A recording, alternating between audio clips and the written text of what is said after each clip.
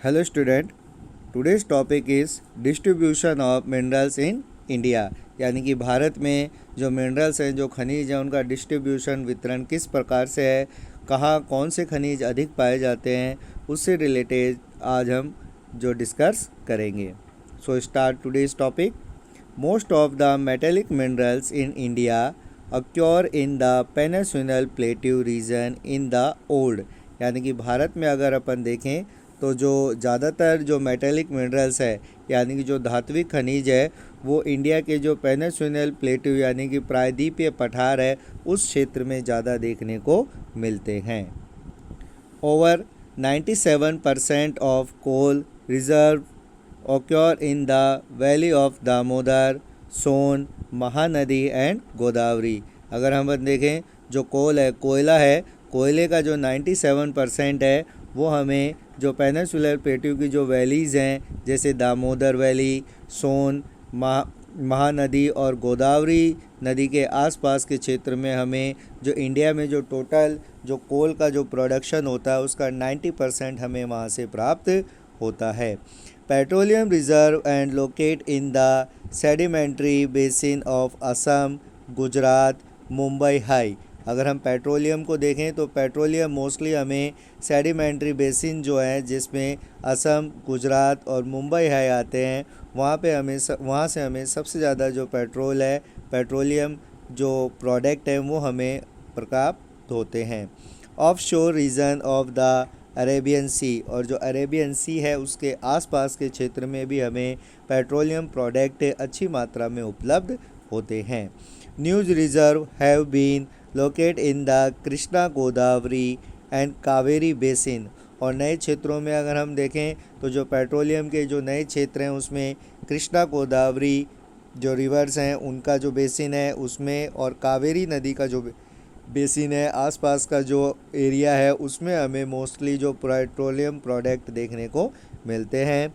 Most of the major minerals resources occur the east of a line linking Mangalore and Kanpur. अगर हम देखें जो main जो मिनरल्स के जो रिसोर्सेज हैं जो ईस्ट यानी कि जो पूर्वी दिशा में जो पूर्वी लाइन है उसके पास में जो मैंगलोर और कानपुर के जो क्षेत्र है उसमें हमें ज़्यादा देखने को मिलते हैं।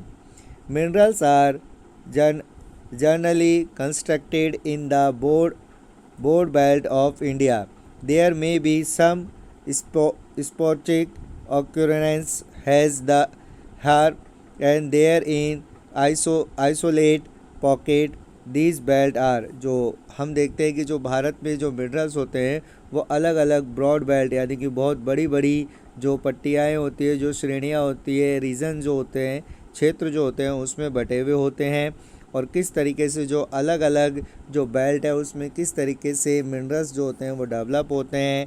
आइसोलेट यानी कि उनको सुरक्षित रखा जाता है, वो जो बेल्ट है उसके बारे में अब हम पढ़ेंगे। सबसे पहले हम पढ़ेंगे the north east plateau region, यानी कि जो नॉर्थ ईस्ट का जो प्लेट्यू रीजन है उसमें कौन कौन से मिनरल्स होते हैं और मोस्टली वो मिनरल्स कौन कौन से एरियाज़ में पाए जाते हैं। दिस बेल्ट कवर छोटा नागपुर जो स्टूड है झारखंड में, Orissa plateau, West Bengal and part of Chhattisgarh.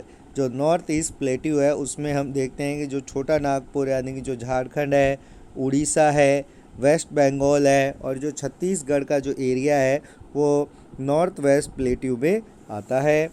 Have you ever thought about the region of major iron and steel industries begin located in this region?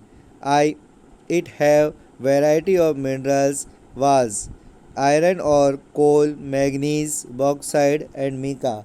हम देखते हैं कि हम पाएंगे कि ज़्यादातर जो भारत की जो आयरन और स्टील की जो इंडस्ट्रीज़ है, भारत में जो लोह एवं इस्पात का जो उद्योग है वो मोस्टली हम नॉर्थ ईस्ट प्लेट्यू रीजन में ही देखने को हमें मिलता है।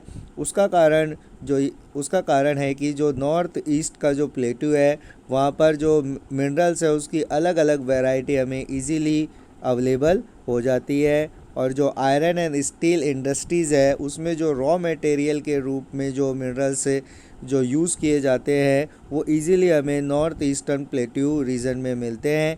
इसलिए इंडिया की जो मोस्ट जो आयरन एंड स्टील इंडस्ट्रीज है वो छत्तीसगढ़, झारखंड, वेस्ट बंगाल और उड़ीसा जो रीजन है नॉर्थ ईस्टर्न रीजन, वहाँ पे हमें देखने को मिलता है।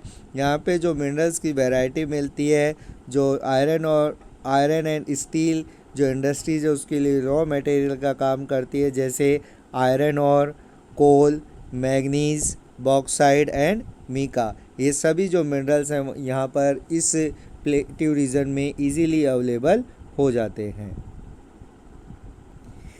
सेकंड जो बेल्ट है वो है the south western plateau region, यानी कि दक्षिण और उत्तरी दक्षिण पश्चिमी जो प्लेट्यू रीजन है, जो हमारा पठारी क्षेत्र है उसका जो क्षेत्र है उसके बारे में अब हम पढ़ेंगे।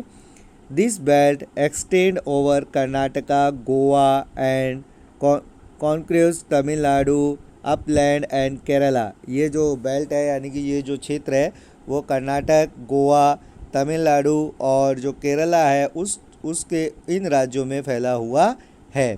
This belt is rich of furious metal and bauxite. इस क्षेत्र में अगर हम देखते हैं जो धात्विक जो खनिज धात्विक जो चीज़ें हैं और जो बॉक्साइड है वो बहुत अधिक मात्रा में मिलता है। It also contain high grade iron और मैग्नीज एंड लाइमस्टोन, यानी कि यहाँ पर अगर हम देखें तो बहुत अधिक मात्रा में हमें आयरन और यानी कि जो कच्चा लोहा है, मैग्नीज और लाइमस्टोन हमें इजीली अवेलेबल हो जाता है। This belt packed in coal deposit extent Neyveli lignite. यहाँ पर हम देखें तो जो कोल है यानी कि जो कोयला है उसकी जो डिपॉजिट है उसका जो क्षेत्र है उसमें हमें जो नायवली लिग्नाइट जो लिग्नाइट कोयला है वो मोस्टली हमें यहाँ से प्राप्त होता है। इंडिया में जो कोयला होता है उसमें जो लिग्नाइट टाइप का जो कोयला है वो हमें इस जो बेल्ट है साउथ वेस्टर्न बेल्ट प्लेट्यू की जो रीजन है वहाँ से हमें मिलता है। This belt does not have as deserved minerals deposit as the northeast belt. Kerala has deposit of monazite and thorium, bauxite, clay. Goa has iron और डिपॉजिट। हम देखें तो जो हमने पहले पढ़ी थी नॉर्थ ईस्टर्न बेल्ट है उसमें वहाँ पर ज़्यादा खनिज मिलते हैं, उसके कंपेयर में जो ये साउथ वेस्टर्न जो बेल्ट है वहाँ पर बहुत कम मात्रा में खनिज पाए जाते हैं।